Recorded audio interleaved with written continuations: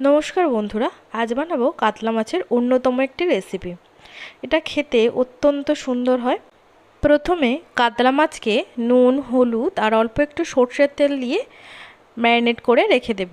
তারপর একটা মিক্সিং জারে নিয়ে নেব পেঁয়াজ, রসুন, 2 চামচ কালো জিরে, 2 চামচ সাদা জিরে আর 2 চামচ পোস্ত দিয়ে আর অল্প একটু সরষের তেল দিয়ে খুব ভালো করে পেস্ট করে নেব। তারপর মাছগুলোকে একে একে খুব ভালো করে ভেজে নেব।